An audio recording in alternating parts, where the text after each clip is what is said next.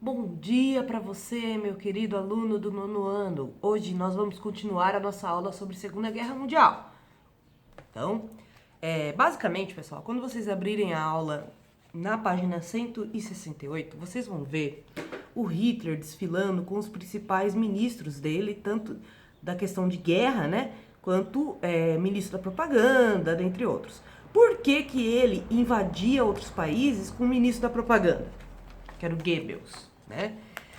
Porque não bastava apenas fazer um Blitzkrieg, que é uma guerra relâmpago, causando terror na cidade de Paris toda, matando quem estivesse na rua e que tentasse algum tipo de resistência aos nazistas, pois houve resistência, tanto anarquista quanto socialista, né, na França. Inclusive, esse fato da invasão nazista, galera, da França, é o que vai fundar o Partido Comunista da França como um partido mais politizado e radical, né? E quando eu digo isso, é que depois de todos esses horrores que o nazismo vai causar na França, o comunismo começa a se popularizar, né? É claro que na França a gente teve o primeiro fato comunista da história, que foi a Comuna de Paris. Então, envolve várias questões simbólicas essa invasão nazista da França. Porém, a gente pode dizer com uma certeza, né, que envolveu uma tentativa de vingança com o que aconteceu no Tratado de Versalhes pós Primeira Guerra Mundial. Então, essa atitude do Hitler de invadir todas as fronteiras, como vocês podem ver aqui no mapa, galera, ó, tá vendo? Essas são as ofensivas nazistas que aconteceram, como vocês podem perceber, eles invadiram todas as fronteiras, né? E aí, dentre as fronteiras, vão ter Noruega, a Polônia, né? Os tchecos, só que vão basicamente ficarem. Os tchecos, basicamente, que vão ficarem livres, tá? Mas vai ter a Iugoslávia, que vai ser invadida, que até então era território da União Soviética, ou seja, o pacto de não agressão nazi-soviético já foi rompido aqui. Ele não vai ser rompido só quando eles invadirem a União Soviética. Quando os países que pertenciam ao bloco soviético são invadidos, a gente já sabe o que significa, né? Mas como vocês podem ver, se vocês olharem de todas as setas, a França, galera, é a que mais tem invasões. Teve mais blitzkrieg, mais investidas diferentes, tá? E o Hitler literalmente chegou na França, entrou e assim, agiu como se ele estivesse em casa. Por isso que ele levou o ministro da propaganda. Porque, além de fazer os blitzkrieg, como eu falei que são as guerras relâmpagos, ele ainda queria tirar fotos maravilhosas da frente da Torre Eiffel, que é um dos pontos turísticos mais fortes de Paris, né? Que foi o sinônimo de avanço da era do capitalismo do século XIX, né? Então, ele foi lá na frente e literalmente fez uma pose na frente da Torre Eiffel. E tirou a foto, tanto com o Goebbels quanto sozinho. Então, assim, o que o Hitler estava querendo transmitir através dessa propaganda? Né? Que, se vocês verem bem, gente, isso aqui não parece uma cena de guerra. Isso aqui parece uma fotografia de um passeio, né? E é de propósito. Ele poderia ter tirado foto com armas, poderia ter dado um aspecto mais de guerra.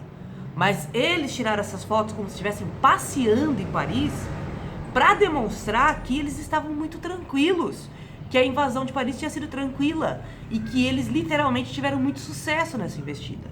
Então, de 1939 a 1941, as investidas do eixo, que tanto foi da Itália quanto da Alemanha e do Japão Imperial, vão ser muito bem sucedidas. No caso da Itália, eles vão invadir a África, né? Como eu já expliquei para vocês. E vão tentar tomar as colônias dos outros países, como França, Inglaterra, né? E, gente, não preciso nem dizer. Na África foi um verdadeiro terrorismo a Segunda Guerra Mundial, né? Essas invasões europeias da África, para vocês terem uma ideia, os historiadores dizem que as mulheres africanas, por medo de sofrer abusos, né? Porque é muito comum durante a guerra ter abusos sexuais, né? Durante a Segunda Guerra, principalmente, né? Vai ter muitos movidos a racismo, né? Movidos a esse sentimento de superioridade, faço o que eu quero com você, né? Um minutinho, gente. Bom, desculpa interromper, gente, eu tive que atender, tá? Me chamaram aqui. Que eu gravo a aula do lado externo da casa, então às vezes pode acontecer isso. Continuando, Quando o Hitler tirou uma foto na frente da Torre Eiffel, como eu falei pra vocês, com o propagandista da Alemanha nazista, foi uma maneira dele passar uma mensagem para todo mundo, que é o quê? Nós conquistamos países que diziam ser imbatíveis, que ganharam a Primeira Guerra com facilidade. Nós conquistamos esses países com tanta facilidade que a gente vai tirar até uma foto na parte turística deles, né? E aí eles invadem massivamente as suas fronteiras. Pessoal, vale lembrar que a Inglaterra também vai ser invadida, só que Londres, que é mais no centro, né, que tem a ilhazinha lá da Grã-Bretanha, e a Inglaterra tá no meio, né, dessa ilha, e literalmente Londres está mais próximo, não estava tão próximo da Alemanha nazista quanto as ilhas da Inglaterra, né? Porque em volta da Inglaterra tem muitas ilhazinhas. O que os nazistas fizeram? Na sua imensa maioria, eles foram ocupando essas ilhas e outros da Força Aérea foram bombardeando Londres, né? E aí foi o ataque direto.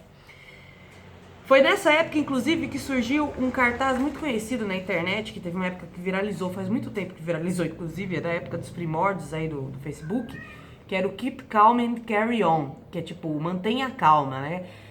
Que tudo vai ficar bem, basicamente, e siga a sua vida normalmente. Por quê? O que o governo inglês estava querendo passar nessa propaganda, que ela chegou a ser fabricada em alta quantidade, só que ela não chegou a ser vendida, né, pra valer. Vendida não. Ela não chegou a ser colocada a público para valer, porque antes de realmente necessitar dessa propaganda, os aliados acabaram vencendo a guerra. Eles estavam tentando transmitir o governo do Churchill, né, que era o primeiro-ministro aí da Inglaterra da época. Eles estavam querendo transmitir uma mensagem de continuem fazendo as coisas que vocês têm que fazer, continuem trabalhando, o governo inglês cuida disso, né? Porém, pessoal, como deu para perceber, não se imaginava que as ofensivas nazistas seriam tão violentas, né? Não se tinha essa ideia na época. Tanto que vocês vão ter uma foto de Londres destruída aqui, né? A Europa, assim como África e Ásia, vão passar a ser campo de batalha. Aqui no Brasil, a gente não tem muita ideia do que é o seu campo de batalha da guerra. Mas a gente consegue ter uma ideia porque a gente tem uma guerra civil incessante aqui, né?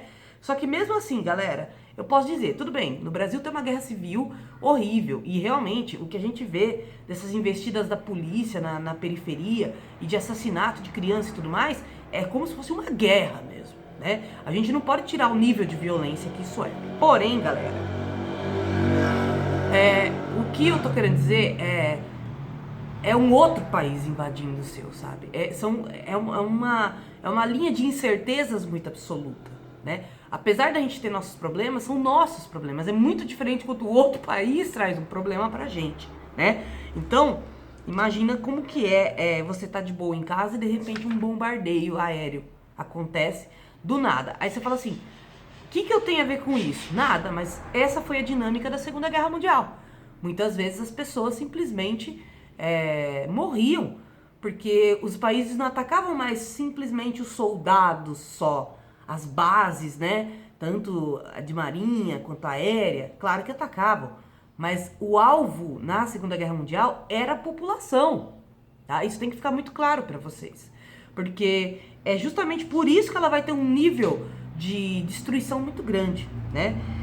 E aí, pessoal, vamos lá, então. Depois de ocupar a França, os alemães partiram para a conquista da Grã-Bretanha. Tô lendo a página 169, tá? Como o país se situa em uma ilha, Hitler tentou dominá-lo por meio de bombardeios aéreos. Começou então um duelo entre a Força Aérea Alemã, que eu não consigo ler, Luftwaffe, mas eu não sei se é assim que se pronuncia, porque alemão é uma língua que eu desconheço, assim, né? Totalmente, quase. E a Real Força Aérea Britânica, a RAF, que eu vou ler em português, óbvio, porque eu sou brasileira, que após alguns meses de combate conseguiu impedir a ocupação alemã. A tentativa de invasão e reação lhe custaram a vida de mais de 40 mil ingleses. Quase a cidade toda de Taquaritinga, hein? Para minar a resistência britânica, Hitler procurou romper a relação com a Grã-Bretanha, com as suas colônias da Ásia e África, e impedir navios petroleiros que chegassem ao país. Para isso, ocupou o norte da África e o canal de Suez com uma divisão criada especialmente para essa missão. Eram os Africa Corps, que seria A Alemanha e a Itália aí ocupando a África e a região também da Iugoslávia e da Grécia. Ou seja, todo o mar Mediterrâneo ali, eles deram um jeitinho de ocupar, né? Em junho de 1941, avaliar as conquistas do eixo na Europa Ocidental estavam consolidadas. Hitler rompeu o pacto nazi-soviético de não agressão e abriu uma nova frente de combate. Invadiu a União Soviética a fim de apossar territórios ricos em minérios. Os soviéticos, desprevenidos, demoraram para organizar uma reação. Pessoal, vamos lá. O que aconteceu na União Soviética? Vocês sabem que eu sou fascinada pela história da União Soviética e a minha fascinação começou justamente a partir das histórias desse período aí da guerra, né? E também por conta da Revolução Russa. Gente, é muito louco, porque assim, o que a gente vê, que eu li de relatos que eles tiveram dessa invasão, é muito terrorismo, muito terror, muito medo. Todos os soviéticos ficaram com muito medo, né? E começou uma espécie de alistamento urgente. O que seria esse alistamento urgente? Pegar pessoas que não são do exército, que não têm realmente nenhuma técnica desenvolvida, mas que... Agora eu vou falar uma coisa que só no século XX poderia... Isso só no século XX era comum. Porque hoje parece um grande absurdo. Os parques de diversão da Rússia, assim como em vários outros lugares do mundo, tinha tiro ao alvo. Mas era tiro ao alvo com arma de verdade, entende? E, inclusive, é muito legal essa parte da história da Ludmila Pavlichenko, que eu vou contar pra vocês. Eles ficavam observando, tipo, uma pessoa que era muito boa no tiro ao alvo, vamos mandar pro exército. Uma pessoa que tem um físico bom, que é atleta, manda pro exército também. Então, assim, não teve critério. Todo mundo simplesmente entrou pro exército para frear a entrada dos nazistas, pois eles sabiam que o Hitler não tinha dó dos soldados deles, que se eles matassem 100 mil, ele ia mandar mais 100 mil, entende? E eles sabiam que o Hitler ia invadir massivamente a Rússia pela Sibéria, uma vez que na Sibéria tem grandes reservas de petróleo debaixo de todo aquele gelo, né? Que a Sibéria é um dos lugares mais gelados do mundo. Se você tem dúvida, meu querido aluno, digita aí Sibéria no inverno do Google. Só para você ter uma ideia. E aí, pessoal, vai vendo. Literalmente toda a população da União Soviética, né, se uniu com o Estado Socialista para tentar frear essa invasão nazista, sabendo que os nazistas seriam extremamente cruéis com eles, uma vez que todo mundo sabia da condição que os comunistas estavam nos campos de extermínio. Tanto que a União Soviética mesmo vai dar várias investidas para libertar os judeus e comunistas dos campos de extermínio. Porém, pessoal, eu posso dizer uma coisa para vocês. Mesmo com essas várias investidas, foi mais de 1 milhão de comunistas que foi simplesmente exterminado, né? Então eles sabiam o que eles estavam encarando, tá? E a Ludmila Pavlichenko, ela era uma estudante de história, né? E aí ela estava no 4º ano da faculdade dela em Kiev, que é uma cidade da Rússia, quando ela ouviu uma convocação geral, né, nos holofotes todos da cidade, falando que a cidade de Leningrado foi invadida e que os nazistas estavam dentro da União Soviética, que o povo precisava se armar ou se alistar no Exército Vermelho. O que ela faz? Ela tranca a faculdade de História por um tempo, vai lá, se alista no exército, porque ela era muito boa no tiro ao alvo, como eu falei pra vocês, que tinha nos parques de diversão. Hoje em dia aquela arminha de pressão que tem ali, né? Ainda tem. Antigamente era arma de verdade. E aí ela faz um treinamento para o Exército Vermelho e se torna uma sniper. O que é um sniper?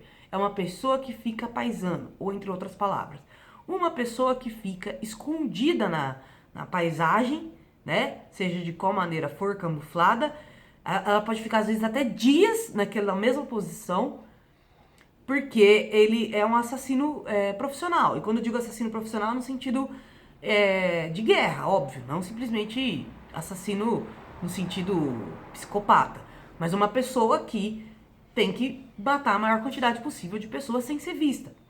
A Ludmila Pavlichenko, ela conseguiu dar um olé no próprio general do exército, a paisano. Então o cara falou, pô, a menina aí tem talento, essa mulher aí tem talento. Pois bem, a mulher virou a maior sniper da Segunda Guerra Mundial entre homens e mulheres. Ela chegou a matar cerca de 300 nazistas. Isso se ela não matou mais, porque alguns historiadores russos dizem que ela matou mais de 500. Gente, eu não consigo às vezes acertar uma lata dando um tiro. A mulher matou mais de 500 nazistas, os caras eram especialistas em guerra, os nazistas. E é curioso porque tem o filme dela, né? O filme dela chama A Batalha de Sevastopol, que foi uma das principais batalhas aí entre nazistas e soviéticos. E que foi o começo da vitória, né, da União Soviética. Ela fala no início, né, e o filme é todo baseado na biografia dela, né, fala no início que ela não conseguia atirar nos nazistas, e aí os soviéticos falavam, quando você conhecer um nazista, você vai atirar nele, sim, porque eles não vão ter dó de você. E aí, literalmente, corta para uma cena dela no campo de batalha, onde reproduz como os nazistas agiam em campo de batalha. E realmente era assim, segundo os historiadores. Meu, os nazistas... Sabe aquele seu amigo que joga Call of Duty ou Free Fire com você, que não para de atirar e você fala, meu, para de atirar e denunciar a nossa localização, seu burro. E ele continua lá, tá, tá, tá. O nazista era esse. Era seu amigo que não parava de atirar nunca. Porque a questão deles ficarem na ofensiva o tempo todo não era só uma questão de vai que acerta a pessoa. Até porque eles eram muito bons. Era principalmente uma questão de terrorismo psicológico, né? De você criar o terror do seu inimigo com vários bombardeios e tiro o tempo todo e tudo mais, entendeu? Então, quando ela vai pro campo de batalha, que ela se fere, inclusive, né, numa das primeiras batalhas com estilhaços de uma bomba, ela percebeu que os nazistas não estavam de brincadeira. E aí quando ela começa a realmente matar nazistas sem dó. Tanto que quando ela conhece a Ludmilla, por que eu tô contando a história dela? A história dela é muito interessante, porque é ela que vai lá nos Estados Unidos, né, negociar com a primeira dama dos Estados Unidos, fazer o que a gente chama aí, que é desde a Idade Média existe, que é quando duas mulheres da política de dois países diferentes conversam, a gente chama quase sempre de diplomacia. Então ela vai numa missão diplomática, ela não vai lá para criticar o capitalismo americano nem nada, mas ela vai no intuito diplomático para pedir para os Estados Unidos entrar para a guerra e denunciar os horrores do nazismo e falar, os Estados Unidos não está fazendo nada. Que o jornalismo americano faz com ela? Eles ficam, mas o comunismo é muito pior, mas você é comunista, onde já se viu, porque no comunismo estão fazendo isso, estão fazendo aquilo, mas e os gulags do Stalin? E ela, gente, a gente vai ser invadido por nazistas, quando vocês forem invadidos por nazistas, vocês não vão ter tempo de reagir. A gente só teve tempo de reagir porque a sociedade civil é extremamente organizada, e a sociedade civil soviética se organizou a partir, principalmente, galera, da Revolução Russa. Então, assim... Mano, esse mosquitinho tá enchendo o saco, cara. Então, assim, pessoal... Vocês veem, né? O professor sofre, né? Olha o sofrimento que eu tô passando pra gravar essa aula. Quando ela vai pros Estados Unidos e faz toda essa investida diplomática, ela sofreu um assédio tão nojento da mídia americana que a própria primeira-dama americana acha ruim. E encerra as entrevistas e fala, não, eu vou conversar pessoalmente com ela sobre isso. E aí, é interessante, porque a primeira-dama americana vira pra Ludmilla Pavlichenko, que é essa sniper soviética, e fala assim, quantos homens você matou? Ela falou assim, eu matei 300 nazistas, não homens. E isso já mostra muito bem como eles estavam vendo esses nazistas, né, que estavam invadindo a Rússia, como animais, né, como bichos que não eram seres humanos, e realmente agiam dessa maneira. Quando que a história começa a gringolar pro lado dos Estados Unidos? Na ofensiva japonesa. O ataque de Pearl Harbor, sei lá como se pronuncia corretamente, né? Talvez a professora Valéria ajude vocês nessa. Aqui foi basicamente um ataque do Japão Imperial a uma base naval americana importantíssima, principalmente no sentido de proteger as fronteiras entre Estados Unidos e Japão. Gente, não tem o globo terrestre? Tá, beleza. Se ninguém aqui acredita em terra plana, tem o globo terrestre. Se vocês olharem o Japão em comparação aos Estados Unidos, você vai falar assim, meu, é muito longe, né? Porque é quase literalmente do outro lado do mundo. Mas se você inverte a lógica, né? E eu falo inverter a lógica no sentido de, se você dá a volta, não pelo oceano, você não vai no sentido ali Oceano Atlântico, mas no sentido Oceano Pacífico, né? pelo oeste americano, você tem uma fronteira, literalmente, em termos de águas, de oceano, entre Japão e Estados Unidos. Porque no extremo oeste dos Estados Unidos tem uma certa proximidade com a Ásia, certo? Então você tem essa proximidade de fronteira. O Japão, por ser o país mais próximo dos Estados Unidos, vai fazer esse ataque, no caso, a base de Pearl Harbor, que é no Havaí, tá? Então foi uma questão de proximidade, primeiramente. Mas também é necessário dizer que não foi só a questão de proximidade. Foi principalmente, galera, a questão também de vingança, uma vez que o Japão, ele começou a ter problemas econômicos, sociais e políticos a partir das intervenções americanas. O Japão era um império, galera, que era literalmente, assim, segundo os historiadores, ninguém invadia o Japão, né? E os Estados Unidos do século XIX vai passar a invadir o Japão comercialmente falando. E através dessas investidas comerciais dos Estados Unidos com o Japão, que o Japão vai passar a ser adaptado ao modo de produção capitalista, tá? Não que o Japão não tivesse problema social antes, não era o paraíso, galera. Mas eles viam com muito ressentimento essa invasão americana, tá? E aí a gente tem um cartaz americano falando em vingança, né? Em vingança por Pearl Harbor. Acabaram se vingando na hora errada, né, galera? Então é o seguinte, quando que a União Soviética vai virar o jogo? Na Batalha de Stalingrado. Por quê? Os nazistas vão para Stalingrado pensando que lá tem muito petróleo, que é na Sibéria. E aí, os soviéticos falaram, bom, os nazistas vão vir para cá e eles vão precisar de muito petróleo, pois os nazistas eram uma máquina de construção de guerra. Eles tinham um trem, galera. Qualquer dia digita aí o trem nazista. O trem canhão. É um trem canhão. É sim, eu sei. É tipo um Pokémon evoluído. É uma mistura de trem com canhão. Porque dá um poder de fogo bem maior. Só que ele era muito pesado e ele era muito gastão, né? Gastava muita gasolina, vamos dizer assim, né? Muito petróleo. Então eles precisavam levar esse trem canhão passando para Stalingrado para poder abastecer ele, certo? E sabendo que lá é extremamente frio. Chega a fazer menos 60, mano, em Stalingrado, a temperatura. É assustador, né? E aí, sabendo dessas características de Stalingrado, eles vão pegar e ir pra lá no intuito de pegar o petróleo e ir embora. Porque eles sabiam que lá eles não iam tirar vantagem de nada. Era muito frio, era capaz até deles morrer. O que os soviéticos fizeram? Isso mesmo, meus amores. Eles queimaram o petróleo. Chegou lá, os nazistas deram de cara com um monte de petróleo queimado. E aí eles falaram, putz, e agora? Como a gente vai abastecer? Bom, a gente vai ter que ir andando. O que aconteceu? Muitos morreram congelados, outros morreram porque o Exército Vermelho estava escondido ali, apaisando também. E os que sobreviveram tiveram uma coisa chamada aeronáutica soviética, que é muito interessante, que eram só de mulheres. A aeronáutica soviética, ela foi... Eu vou pegar minha caneta para fazer. Você já viu o movimento de looping? Vocês sabem, quem joga e quem assiste filme sabe. O movimento de looping é quando o avião tá vindo assim e ele faz assim, certo? Esse é o movimento de looping. Isso foi uma invenção das mulheres da União Soviética. Quando os aviões nazistas estavam vindo atrás delas, elas faziam esse movimento de looping e ficavam atrás de seus inimigos para derrubar os aviões, né, nazistas. E por que nessa época ninguém fazia movimento de looping? As pessoas tinham medo de cair. Mas como a ciência da União Soviética estava muito desenvolvida, eles perceberam que a força centrípeta, né, que é uma força de tração que faz você ficar preso num objeto, ela é maior quando você tá com o avião virado de ponta cabeça. Então, mesmo que você tá aqui, a força centrípeta vai te segurar nesse avião na hora que você tá fazendo aquele movimento de looping. Eu sei que eu falei uma coisa que pode ser uma coisa muito de exatas para quem é de humanas, mas é muito interessante. Eu amo esse assunto. Por isso que eu falei, né, eu tenho que me poupar aqui, porque senão eu vou ficar falando até... Então, em 1944... a União Soviética começou a vencer as investidas contra a Alemanha nazista. E aí os Estados Unidos vão entrar na guerra por conta desse ataque do Japão, né? Em 1945.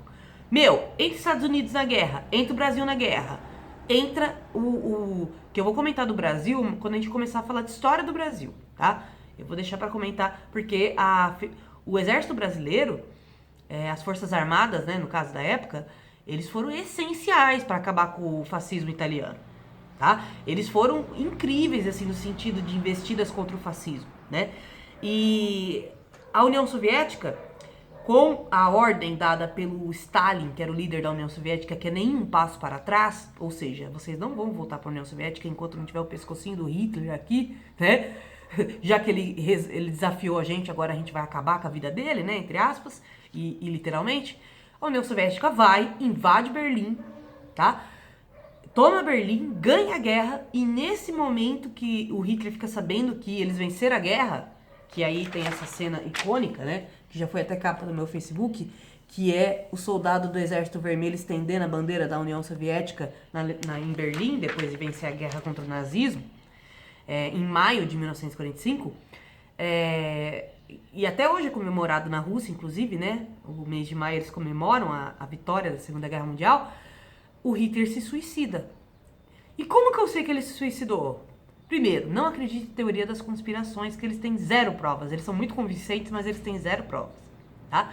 Segundo, encontraram a arma de suicídio do Hitler, o corpo dele desapareceu. Gente, estamos num momento de guerra. Eu não duvido que queimaram o corpo daquele cara, sabe? Por todos os males que ele causou na humanidade. Ou fizeram no mínimo, que nem fizeram com Mussolini, que depois eu vou falar o fim do Mussolini. Mas encontraram a arma que ele usou para se suicidar, que era uma arma de ouro, uma pistola de ouro, e ele matou o cachorro e a esposa também. E não só o Hitler se suicidou, porque aí vem a outra evidência. O Goebbels também se suicidou, que era o propagandista do Hitler. Ele se suicidou e suicidou também a esposa e os filhos. Pesado, né? Pois é, gente, eles estavam com medo do que a União Soviética ia fazer com eles, uma vez que, como eu disse, a Alemanha nazista causou horrores no mundo inteiro, tanto nas invasões nazistas quanto nos campos de extermínio, né, galera? E aí, finalmente, acaba a Segunda Guerra Mundial. Só que, do jeito que acaba a Segunda Guerra Mundial, começa a Guerra Fria. Mas antes eu vou falar o fim do Mussolini. O Mussolini foi um caso especial. Como o Mussolini era, além de tudo, um torturador, e ele torturava padre, torturava comunista, torturava sindicalista, torturava mulher, enfim, né? Qualquer um que se opôsse ao fascismo, ele era extremamente violento. A população, junto com o que a gente chama de os pracinhas, que eram o exército brasileiro, e o exército americano, e os antifascistas italianos, vai pegar o Mussolini e a família dele, vai pendurar, exceto as crianças, né, detalhe, vai pendurar ele em praça pública e vão espancar o cara até a morte. Pessoal, esse é muitas vezes o fim de uma pessoa que prega violência. É um fim violento, correto? Pois é. A mesma coisa aconteceu com o Kennedy, né? Anos depois. Então, quais foram as consequências da Segunda Guerra Mundial? Vamos lá, 40 milhões de mortos, dos quais 6 milhões eram judeus, sistematicamente perseguidos e eliminados em todas as regiões sob o domínio nazista. 30 milhões de feridos. O temor da destruição nuclear iniciado pelo lançamento de bombas atômicas sobre o Japão. No caso, o Japão já tinha saído da guerra. E aí os Estados Unidos, com aquela desculpa de vingança por Pearl Harbor, né, vão para Hiroshima e Nagasaki e soltam uma bomba atômica. Pessoal, não é brincadeira. A bomba atômica já é outro nível de arma de guerra, tá? E quando eu digo isso, é o seguinte: todo mundo fala, é mentira que o Brasil só tem 2 horas de armamento para guerra, se a polícia brasileira tem tanto armamento, se... Gente, armamento de guerra não é pistola, entendeu? Armamento de guerra é bomba atômica. E assim, esse é o nível de armamento de guerra que a gente tem atualmente, desde a Guerra Fria. O que é uma bomba atômica? Para quem não sabe, é uma bomba grandona, tão grande que ela tem que ser soltada por um avião, e o avião tem que estar numa grande distância da queda dessa bomba rapidamente. Então tem que ser tipo um caça, né? E essa bomba cai. Do jeito que ela cai, ela tem urânio enriquecido dentro dela e plutônio. O urânio enriquecido é a primeira parte da bomba que entra em contato. Quando ela bate no chão, ela aciona. É uma bomba feita com energia atômica. Então você não tem um botãozinho que você aciona ela. Ela é acionada pelo impacto que ela cai no chão. Gente, Hiroshima e Nagasaki eram cidades como Taquaritinga, de 60 mil habitantes.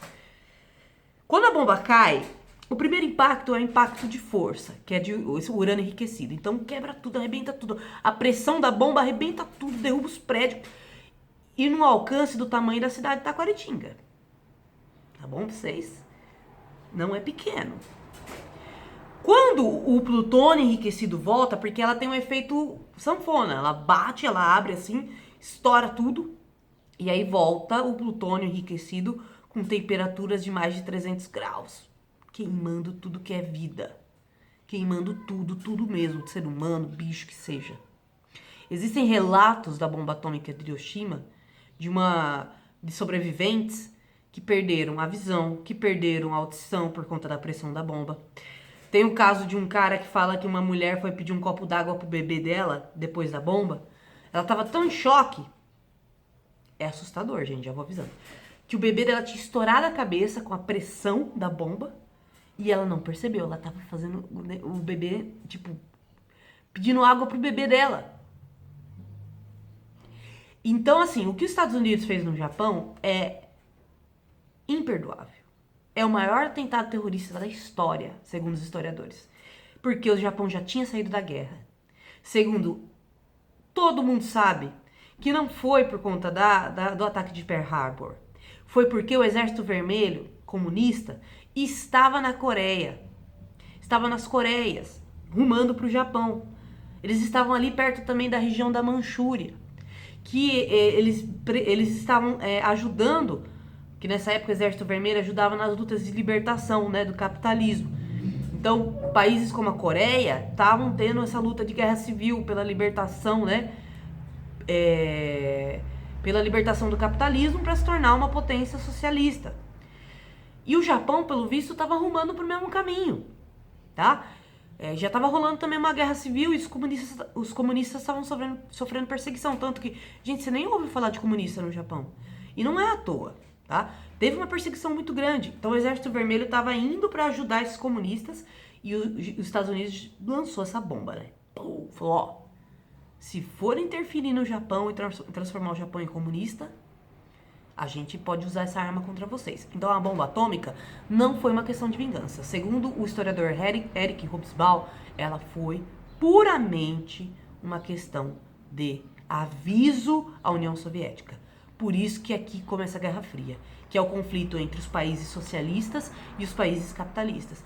E aqui eu encerro a minha aula, deixando para vocês os exercícios da página 173. Beleza? Espero que vocês estejam bem e até a próxima.